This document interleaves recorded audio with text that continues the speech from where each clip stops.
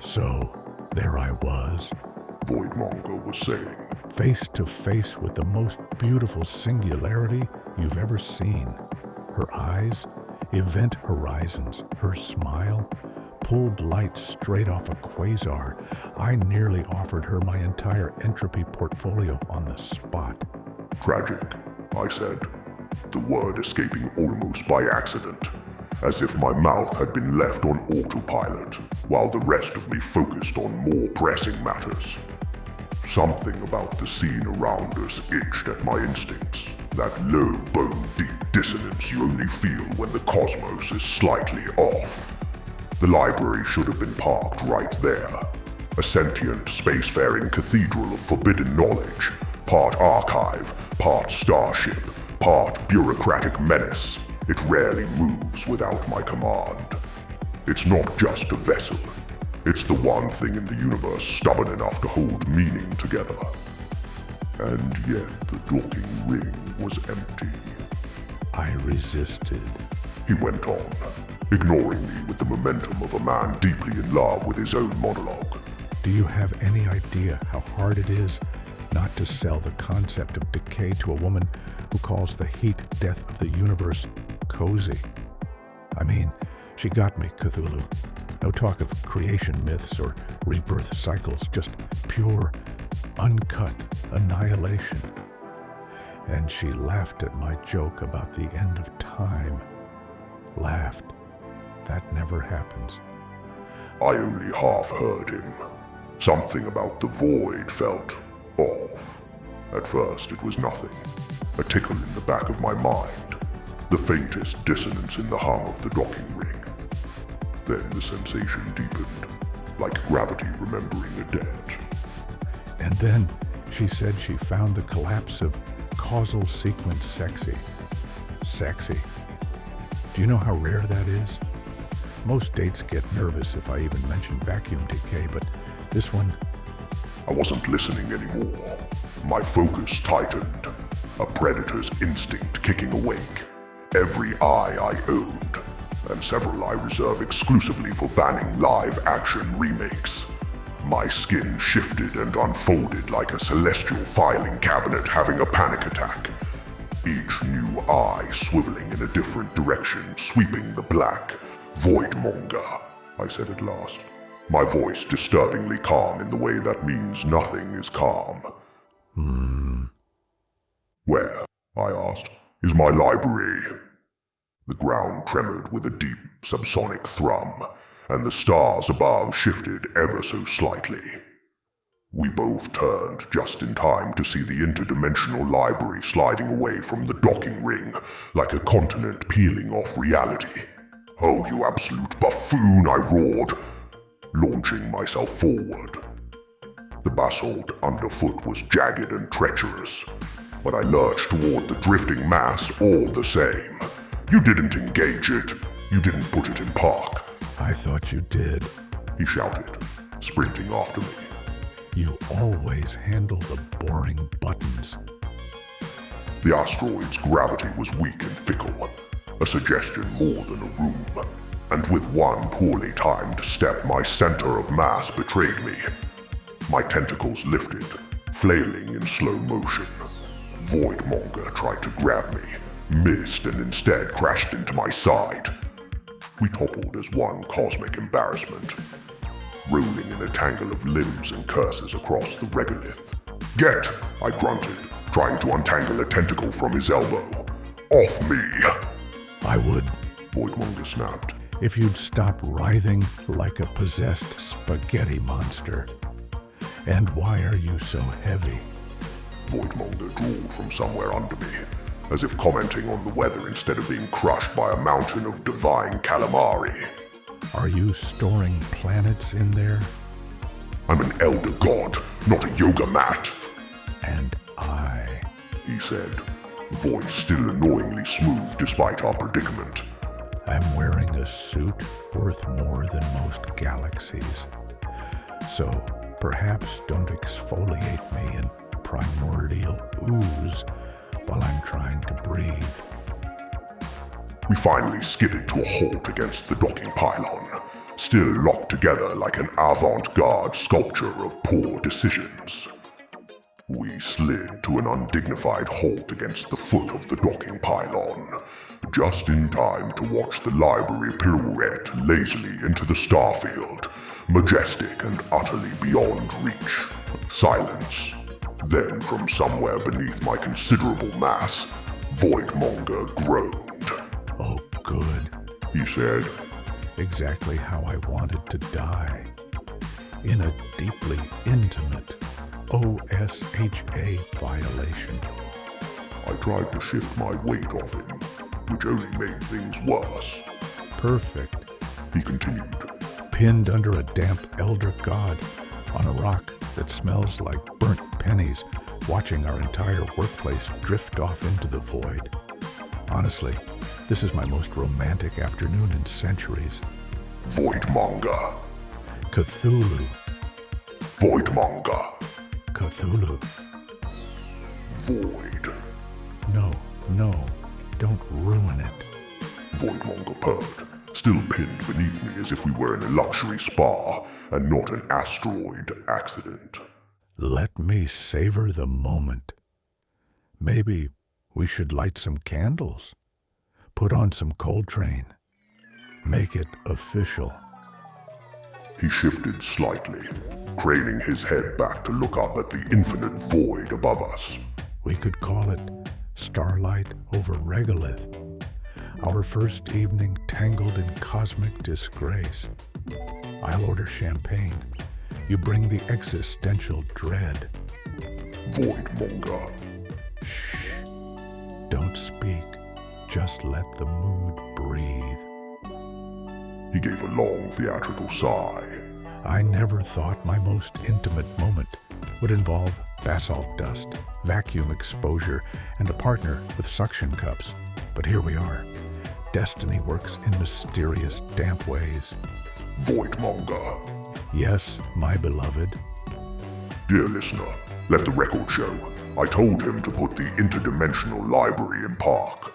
Park. Not idle, not float, not entropy drift, but park. The one button on the helm that even a chronically concussed comet could manage. And yet here we are, standing on a barren chunk of asteroids that someone had the audacity to call a gas station, watching my library, my sprawling cathedral of forbidden knowledge, gently waltz into the void like a balloon a child let go of at a funeral. Somewhere behind us, the gas station attendant, a human, poor soul, wearing a visor and a shirt with a name tag that simply reads, Steve, glances up from a magazine, sees two ancient cosmic entities shouting at each other beside Pump 7, and decides this is none of his business. He goes back to reading. All right. Voidmonger said, clapping his hands together like a man about to do something impressive. No problem. I'll just open a portal and pull it back. He raised both arms, fingers splayed with dramatic flourish. The air in front of him remained profoundly, mockingly empty. He said, staring at the void where reality was supposed to tear. Try again, I offered, folding my tentacles. He did. This time he added a little hop for emphasis, then shook his hands like a malfunctioning remote. Still nothing. Not even a spark. Did you break the universe? He asked, inspecting his palms as though the cosmos might have leaked out through his fingertips. No, I sighed, and gestured with one coiling limb toward a battered metal sign we had apparently collapsed next to during our graceless fall. Its edge was bent.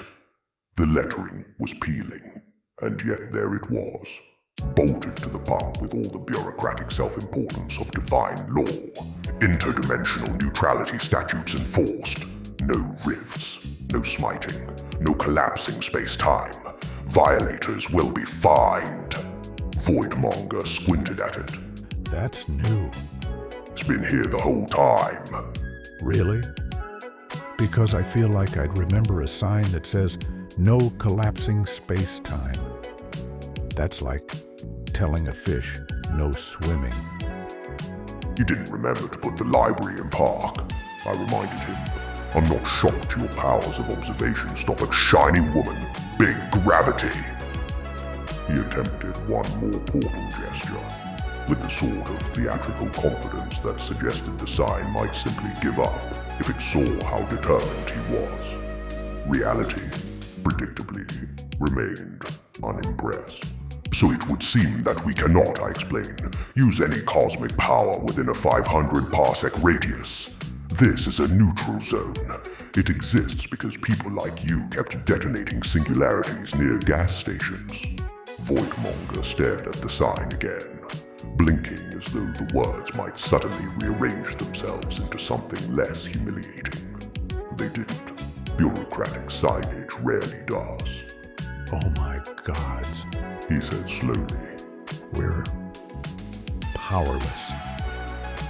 Yes, I replied, savoring the syllable. Welcome to mortality, a realm where everything is sticky, slow, and made worse by gravity. He raised his hands like they betrayed him. What do mortals even do with these? They can't redirect causality. They can't bend probability. They just touch things. He flexed his fingers in disgust. It's pathetic. He planted his feet in the dust like a man about to resurrect pride itself. Stand back. He said, rubbing his void-like hands together as if he just procured the last wishing lamp in the desert. I'm going to do the thing. The thing, I repeated. Yes, the thing. The signature move. The Voidmonger special.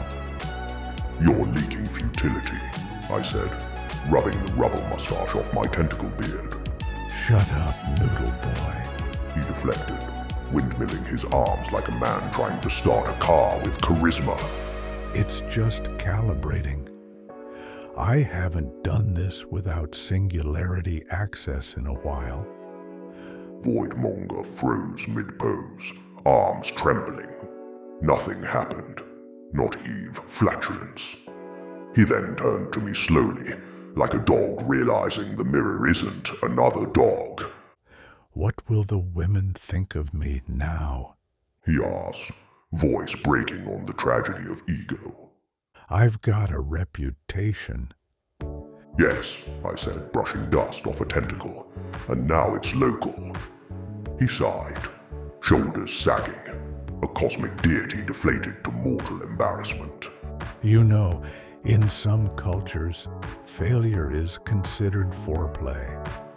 Not in this quadrant. Voidmonger then clapped, far too optimistic for someone who once accidentally devoured a moon. All right, plan B. Which is? We hijack a comet, slingshot it, ride it, intercept the library before it drifts too far and before Madeline and Dewey find out. With what power precisely? I asked, your winning smile. Okay, plan C. Which is? We could just ask the gas station people for help. Perhaps because of superior hearing, or years of customer service giving the attendant a preternatural sense of being summoned. He looked up from his Nintendo Switch and waved. No, I turned and replied, folding my arms like a Texan being handed unsweetened tea. Voidmonger nodded sagely, hand perched on his cosmic hip. Exactly. Good choices, because we're not quitters. We're lone wolves. For the record, Voidmonger, I said no because he's eating pudding out of a shoe, not because I fear my masculinity fading away like mascara in the rain. Same thing. He said. Real men, or, male-coded cosmic entities, figure it out themselves. I turned to look at him, narrowing all my eyes, unsure if he was mocking me or not. Real men have died at figuring out how to open a pickle jar. He ignored me, staring defiantly at the kiosk, You know who would ask for help, though? He reminded me, admiring the gas station's nozzles at each terminal like a midnight snack. Croissant Chan, Madeline, Vistarchy. They'd stroll right up there and use diplomacy. Well, yes, and they'd succeed. They are my daughters, all very competent. He crossed his arms. I watched him think for a full 30 seconds, eyes narrowing, confidence curdling into silence. So what's the plan? I asked again, ready to get this over with. He leaned back, considering the cosmos like it was a bad menu. Well, I have a pocket dimension where we could camp. Maybe pass a few decades arm wrestling. Couple of cuddle sessions if morale drops. Cuddle sessions? He shrugged. It's called team building, Cthulhu. You'd know that if you didn't outsource your feelings to HR. Voidmonger, I said evenly. If you ever use the word cuddle in a survival context again, I will personally collapse your pocket dimension into a decorative keychain. Then we're going to die here. Voidmonger said cheerfully. Humbled, stripped of glory, outwitted by a laminated sign. Above us, my library continued its graceful escape, shrinking into a smug little fleck against the starfield. My cathedral, my archive, my home. And it was slipping away, because a salesman of entropy does not understand how gears work. Madeline, I remark more as an aside to myself, is going to kill us. Us? Voidmonger says. You're the one technically in charge. I was just the muscle. Silence stretches. For the first time since we landed, neither of us has anything clever to say. The library is vanishing, our powers are gone, and we are stranded. Two ancient beings brought to heel by a laminated sign and a poorly marked parking gear. I pace along the edge of the asteroid, trying not to think about how far the library has drifted. It's still visible, just a speck now, but every second it grows smaller, more distant, more smug. I close my eyes, focus my mind, and reach outward. I swallow my pride and call out to Dewey and Madeline. Do you read me? Nothing. Not even the comforting hum of distant cognition. Just the empty silence of the abyss. Somehow managing to look disappointed in me. Dewey, I tried again, a little louder in my mind. Your boss is marooned on a rock with a salesman who thinks sarcasm counts as propulsion. Kindly fetch the library. Still nothing. I concentrated harder, pushing my will outward until the tips of my tentacles tingled. And then, BZT. A sharp jolt cracked through my skull, as if the vacuum had swatted me for misbehaving. I staggered back, hissing. What in the name of the void was that? I think the asteroid just slapped you. As if on cue, the battered sign beside the pump clicked, and a thin metal plate slid down beneath it with the slow theatricality of bureaucratic contempt. Neutrality Statute Addendum 1. Unauthorized telepathic transmission within a protected fueling zone is prohibited. Violators will be fined. Fined, I repeated, because apparently the universe wanted to add insult charges to my humiliation. For thinking. Voidmonger gave a sympathetic little shrugs. That's what you get for oversharing. For a long moment I simply stood there, trying to decide which part of my vast and terrible consciousness should respond first. Several of my tentacles twitched of their own accord, as if convening a committee without me. One coiled in exasperation, another gestured toward the drifting library like a traffic warden, and a third attempted what I can only describe as a deep sigh in physical form. It was a whole internal debate happening below the waistline of sanity. And then I saw him, Voidmonger, crouched by the pump, drinking antimatter slurry straight from the nozzle like some deranged raccoon who'd broken into the universe's most dangerous bird feeder. What, I asked, words dropping from my beak like bricks into a well. Are you doing? Voidmonger was crouched beside the fueling column, sipping antimatter from the nozzle like it was orange juice. There was a faint glug sound, the kind that suggests something irreversible is already happening. He lowered the nozzle and looked at it reverently, as though it had whispered sweet nothings only he could hear. I think she likes me. What are you talking about? The fuel. He explained, gesturing with the earnestness of a man explaining his engagement to a smoke alarm. She's talking to me. It's a pump. No, listen. He tapped the metal gently. Same density profile. Same accretion hum. She's definitely from the Sagittarius arm. Might even be from the same stellar nursery as me. You think, I said slowly, that the gas station is hiding your girlfriend? Ex-girlfriend. He corrected. We were never official, but there was chemistry. Singularities have a type, you know. Voidmonger, you're whispering sweet nothings to a gas pump that dispenses antimatter sludge. And succeeding. He said smugly, giving the pump a final affectionate pat. I'm just saying, if she tells me how to bring the library back, I'm inviting her to dinner. He started taking another sip, and then wiped the corner of his mouth like a man caught mid-sin.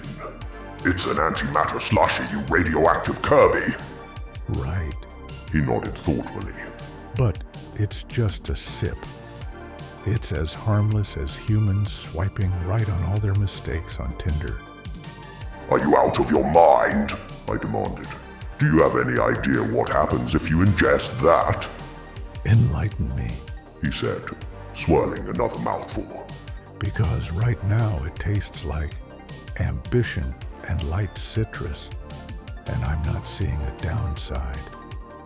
It tastes like a bill, you moron. That's 30 credits a milliliter. We're going to be charged for this. Oh, relax, he said, taking another illicit sip. What are they gonna do? Repo my singularity? Garnish my event horizon? Yes, I barked. They will. They've garnished gods for less. These gas stations are bought by shadow companies. And do you know who runs them? Azathoth and Disney. Then we'll expense it, he said with a shrug so smug it deserved its own orbit. R&D product testing. Call it strategic annihilation research. Put the nozzle down. I was putting it down. You were not. I was thinking about putting it down. Voidmonger! I lunged, tentacles flailing like the world's angriest kelp forest. Stop drinking it! He twisted away, shielding the pump with his whole body as if I'd just threatened a beloved house pet. Don't you touch her. Ha! I wrapped one tendril around the nozzle and tried to yank it free. It's a pump, not a person. She has a name, he shouted, wrestling it back with both hands and an alarming amount of singularity mass. You wouldn't understand our bond. Your bond is going to detonate this asteroid. Then at least we'll die together. Another tentacle smacked his arm. He retaliated by hunching over the pump like a dragon guarding treasure. A third appendage tried to pry the nozzle from his grip, only for him to suck in a tiny sip through sheer stubbornness. I swear, I snarled, straining against him. If this thing bills us by the microlighter, I'm docking your rations for a century. Then she and I will starve together, he declared, gripping the nozzle tighter. This is not a romance. It could be. Voidmonger. All right. Yeesh. He stepped back from the pump with exaggerated caution, like a toddler trying to convince everyone the glue was already gone. It's just, I'm thirsty.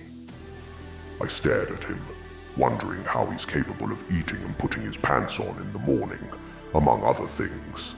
You are the devourer of epochs. Surely you can wait an hour. Yeah, but I'm bored and thirsty, he said, peering once more at the nozzle as though it might offer him investment advice. and also mostly bored. I looked across the cosmos at the shrinking speck of my library, now little more than a smug punctuation mark against the infinite dark. The longer I looked at it, the more it seemed to mock me. I could practically hear it announce like a court jester, "Should have put me in park." No, I declared to myself, the pump still in Voidmonger's hand like a piece of national treasure. Absolutely not. I'm not spending a century stranded here with a cosmic raccoon and a vending machine that smells like despair. What are you? Voidmonger began, but it was too late. I planted every limb into the regolith and coiled them like loaded springs. I'm going to launch myself off this rock, I declared. I'll reach escape velocity, regain my powers beyond the perimeter, and reel the library back before you finish seducing the gas pump. You sure about this? He asked, backing away. Because you look like an angry sea cucumber about to explode. I didn't dignify that with a response. I tightened, compressed, calculated trajectory vectors that would have made Newton weep. And then, with all the fury of a god wronged by parking regulations, I launched myself skyward. For exactly 3 glorious seconds I was free, tentacles streaming behind me, the void open before me. I could taste the edge of my power returning, like ozone before a storm. Then the sign moved. It shouldn't have been able to move. It was a slab of bolted alloy with a laminate warning about smiting, and yet it pivoted faster than physics should allow, catapulting itself into my path like a bureaucratic ninja. A spring-loaded arm extended, slapping me mid-launch with the blunt force of divine legislation. I hit the ground so hard 3 dimensions sneezed. Somewhere above me, metal scraped against metal as the sign unfolded yet another hidden panel with the bureaucratic satisfaction of a smug cat cleaning its paw. Neutrality Statute Addendum 2. Celestial abilities restored only after a mandatory 100-year reactivation period upon exit from zone, for safety, and also just for the LOLs. I lay there in a crater shaped exactly like my dignity, watching cosmic dust drift lazily around me. Voidmonger peered over the rim, grinning. They really thought of everything, huh? I stared up at the sign which, I swear, winked at me. I am going to burn this asteroid into a cautionary tale. Not for at least 100 years, you're not, he said. But hey, on the bright side, plenty of time to work on your launch technique. At this point, dear listener, I have attempted with restraint bordering on sainthood to escape this accursed asteroid by every conventional means. Physics, slapped, brute force, rebounded, petty threats, absorbed and converted into new signage. The semi-sentient gas station had denied me not with violence, but with administrative smugness, deploying fine print as armor, laminated authority as blade. Every attempt to exit was met with the cosmic indifference of a DMV attendant. Voidmonger, to his credit, was busy seducing the antimatter dispenser with the kind of confidence usually reserved for doomed pilots and entitled wine connoisseurs, which left only one option. Voidmonger, I said, brushing him aside with a gesture that implied legal immunity. Get off the nozzle. I'm initiating a rapture. He cocked his head, his face contorting like a minor black hole, curling in amusement. You're what? I'm going to rapture myself. Rapture yourself? He echoed. which amused him enough to stop talking to the pump in a misguided attempt to find his ex-girlfriend. Without divine intervention? No, without direct action, I corrected. The neutrality statute prohibits power use inside of the zone. It does not, however, prohibit the consequences of external belief. So you're outsourcing miracles now? Exactly. I'm going to spiritually crowdsource my own ascension. He leaned back, arms folded like a deity watching a friend file their own audit. You gonna send out a newsletter or just vibe until the cultists get itchy? I didn't answer. I was already spreading. Not physically. There's a fine for that here, but metaphysically. I elongated my presence like an unwanted library of live-action slop remakes. My silhouette swelled, all backlit menace and messianic posture, perched atop the faux rock ledge of Pump 7. The air around me thickened like theology left out too long. Reality itself developed static, faint, reverent, self-important, and possibly very caffeinated. Somewhere far beyond the reach of the gas station's blessed jurisdiction, the cultists felt it. Somewhere beyond the asteroid's jurisdictional dampening field, the cultists stirred. Behold! Someone gasped, the kind of gasp that comes from a mouth permanently shaped by worship and dental neglect. He rises from the Waffle House. Do you see the shimmer? Cried another, robes rustling like overdue paperwork. That's Ascension Light. I read about it in Eldritch Quarterly. I felt their belief unfurl like cheap parchment in a humid temple. Dozens of minds snapping to attention, each with the brittle enthusiasm of unpaid interns attending a mandatory rapture. Are we getting promoted if we witness this? Asked a voice from the edge of the group. Younger, anxious, already halfway into a pyramid scheme. Promotion is guaranteed, intoned a deeper voice, holding an abacus like a relic. He ascends with bonuses. It was written in the marginalia of the Forbidden Employee Handbook. Do we get dental and medical combined this time? Shouted a third. Hush, child, hissed a fourth, voice old and papery. If we believe hard enough, we'll get the deductible we've always yearned for.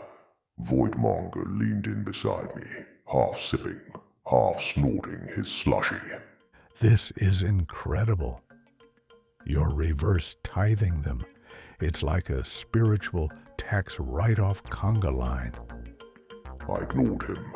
I was lifting, hovering now, barely a meter, but held aloft by sheer delusional reverence. The belief hit my mantle like applause soaked in policy. He's glowing. I can feel the great noodle canoodle. One cultist shrieked, completely incorrect. That's divine heat, another corrected, equally incorrect. His holiness boils mortal moisture. My coupons are vibrating, cried someone in the back. I assumed they meant that literally, which concerned me. I rose further. Faith coalesced, a wind at my metaphorical back. For a moment, a single glorious HR-compliant moment. It was working. And then, of course, the sign woke up. Then it began to grow biceps. Actual biceps. Glossy, hydraulic, and disturbingly well-defined for something made of municipal metal. Its letters rippled across flexing plates as if Helvetica itself had joined a gym out of spite. Before I could process this new theological development, the sign leapt off its pole, executed a textbook suplex, and grand slammed me straight through the forecourt. The impact produced a small tectonic adjustment on the asteroid. Nothing serious, just enough to move 3 continents and tilt the coffee machine to froth. Voidmonger was still drinking from the antimatter nozzle, watching serenely. You think that's her? He asked. Same aura as my ex. Kind of judgmental. Definitely metallic. The sign straightened, flexed once for emphasis, and updated its message display. Notice. No raptures. They don't work anyway. Please enjoy our rewards program instead. Then it slowly returned to its post, humming with the quiet self-respect of a billboard that just pinned an elder god in under 10 seconds. I looked up at the cosmos, mocking me with its rolling indifference. You know what? I want to. No, I'm going to talk to the manager. Voidmonger crouched beside the crater, scooping up a handful of spilled antimatter slush with the careful grace of a man rescuing spilled champagne. He tasted it, considered the flavor, and nodded to himself. Are you quite finished? I asked. He straightened, wiping his hands on reality. Just doing some field research. You, meanwhile, appear to have discovered your inner Karen. My what? Your inner Karen. He repeated, gesturing toward the station. You got body checked by a sign, and now you're marching off to demand the manager. It's character growth. I'm proud of you. I stared at him, straining to get out of my tomb. I am going to file a complaint with the attendant. Exactly. He pointed with the nozzle still in his hand. Remember to ask for a refund, and maybe threaten to leave a bad Yelp on existence.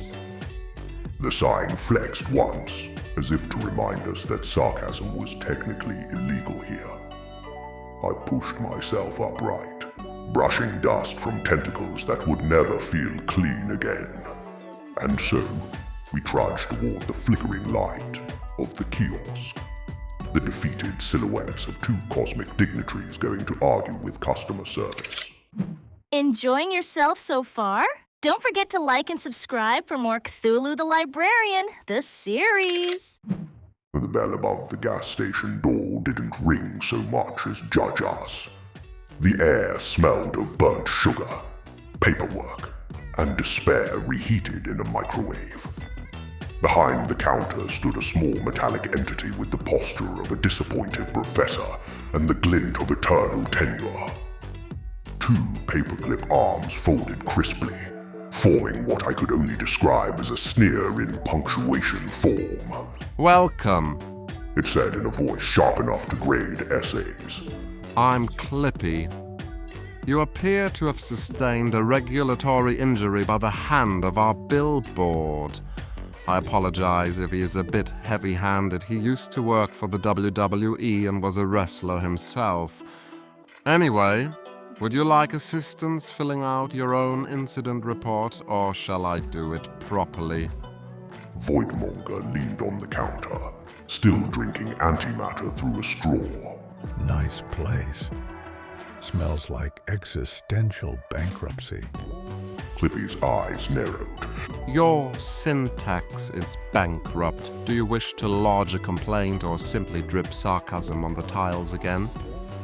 I was assaulted by signage, I said, with the authority of a god who refuses to be ridiculous. It grew muscles. It flexed. It suplexed me. Yes. Clippy replied, deadpan. They do that when provoked by melodrama. I need access to the neutral statute override, I said, composing myself with the brittle dignity of a man pretending he hadn't been body-slammed by signage.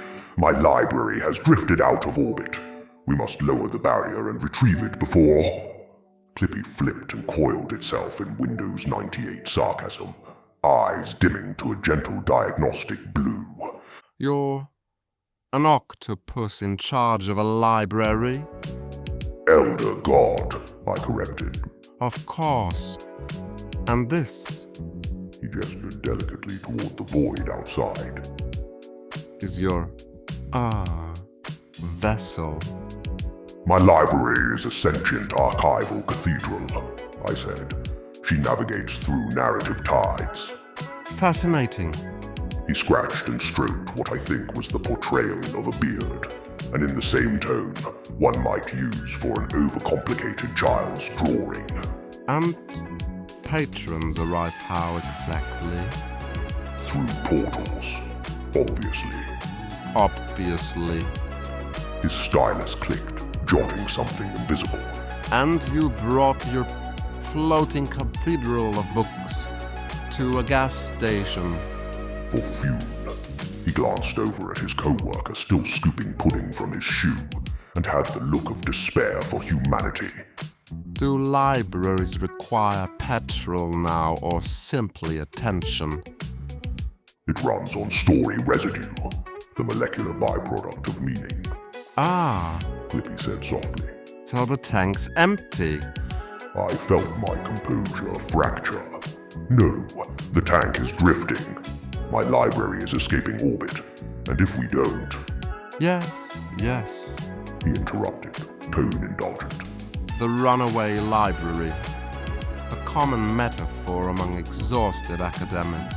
Tell me, are the books also speaking to you or just the architecture? Voidmonger snorted into his straw. Told you he'd say that.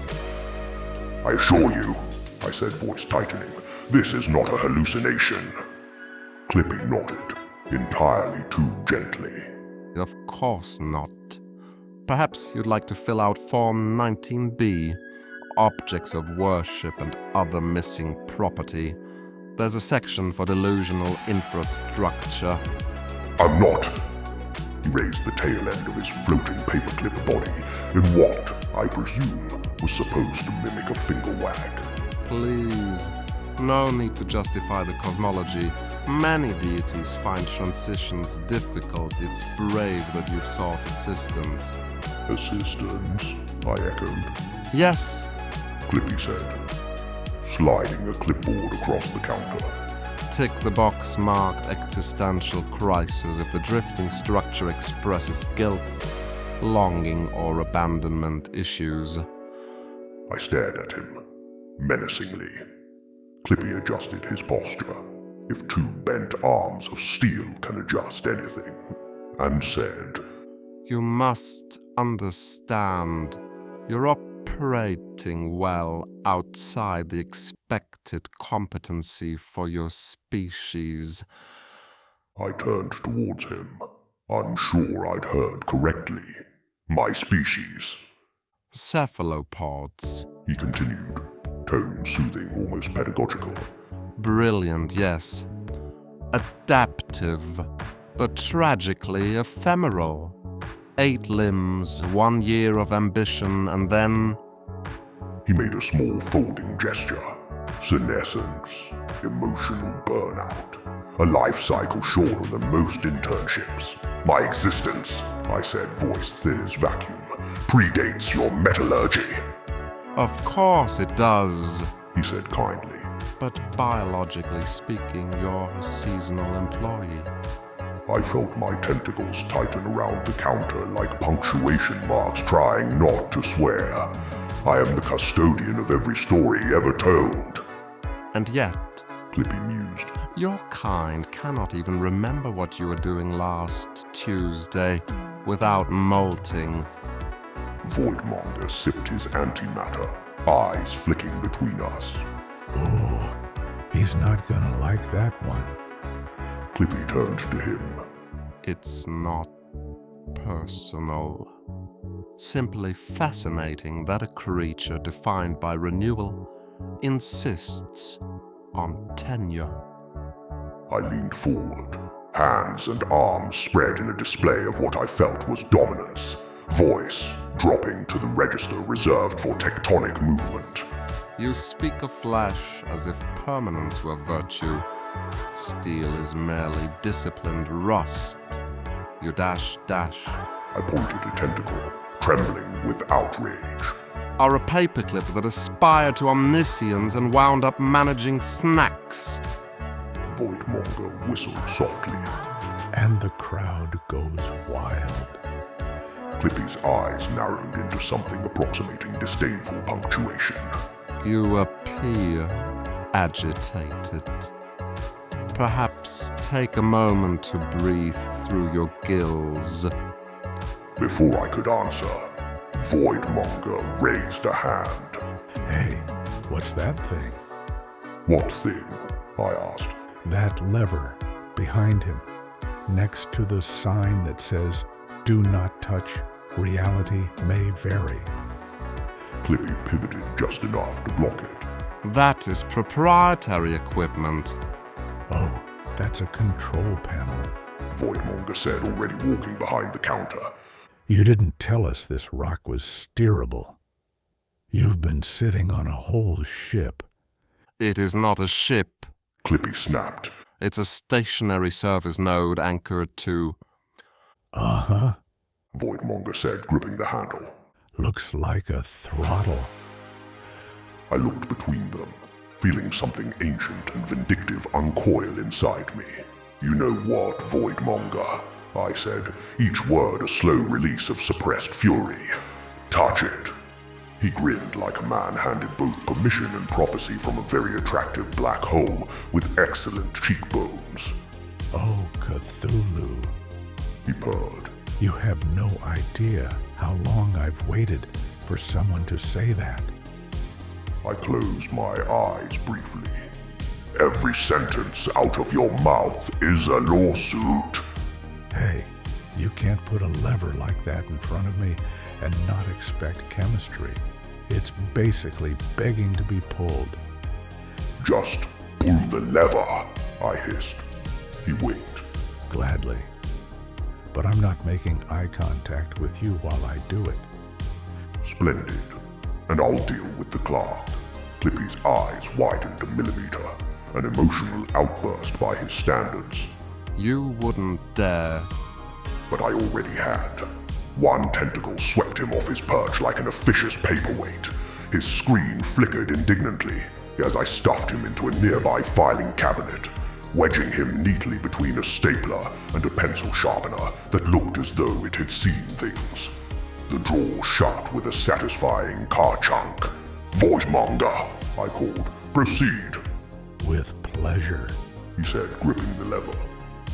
The stolen gas station howled through vacuum like a shopping cart set loose on the autobahn. Neon signs peeled off and spun away. Little glowing accusations spelling "now open" in slow motion before dissolving into plasma. I held the counter for balance. Voidmonger gripped the throttle like a man joyriding through theology. And that's when the asteroid took off. The gas station flailing across its surface like a tired Liberty Mutual commercial, desperate to sell insurance across an unkempt asteroid belt. The library's defense system naturally was also waking up. You could always tell. First came the hum, the basso note of 1 trillion archives cross-referencing their own panic. Then the glow, building deep in the ship's spine, a lattice of blue light crawling outward until the whole vessel looked like an overworked god grinding its teeth. And then I understood. To the library's defense systems, we were not its custodians returning home in triumph. We were an unregistered asteroid, moving at predatory speed, leaking antimatter, trailing cosmic litter, and broadcasting an energy signature that screamed rogue convenience store with attitude. In short, we looked like a gladiator on steroids and caffeine, charging the Colosseum with a slushy machine. It was charging a hyperbeam at us. See? Voidmonger shouted over the alarms. They're happy to see us. I could feel the charge in my ribs, every molecule in my form preparing to write its resignation letter. The library's energy signature rose to the frequency known in bureaucratic circles as "terminate with paperwork." And then a voice pinged through my visor. "Unidentified asteroid, Said Dewey, his tone as calm as a sermon in an empty church. to whom it may concern, you appear to be approaching restricted orbit at recreational velocity. Please reply, or we will be forced to..." A pause crackled through the channel, like a thought buffering. "Is that a gas station?" Another pause, longer this time.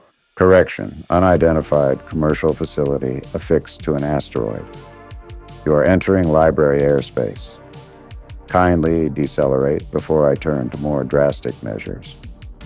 I jabbed the calm switch so hard the console cracked, Dewey, it's me. Cancel the beam. There was a pause, the kind reserved for someone deciding whether to be merciful or entertained. Head librarian Cthulhu. He said at last, tone perfectly measured. You're shouting. Are you aware you're piloting a retail establishment directly toward headquarters? Cancel the beam. So this is intentional. Dewey. Another long pause. The sound of cosmic systems considering sarcasm. That explains the noise. He said finally.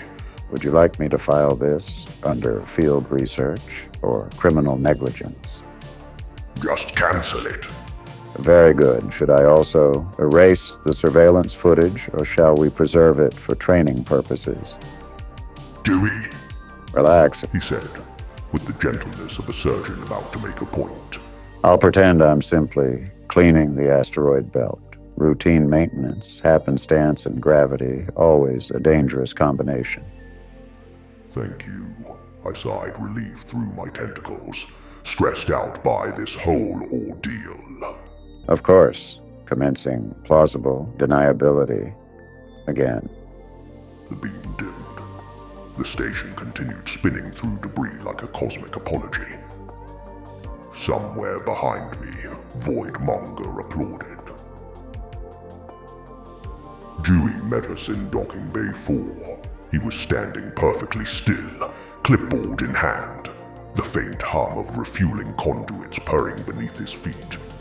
Behind him, the library's defensive cannons still smoked faintly, as if embarrassed. Welcome home. He said, not looking up. Please refrain from crashing into anything else that technically belongs to us. Voidmonger strolled past him, sipping what remained of his slushy. Good news. Your beam missed by inches. Bad news. I think we invented warp retail.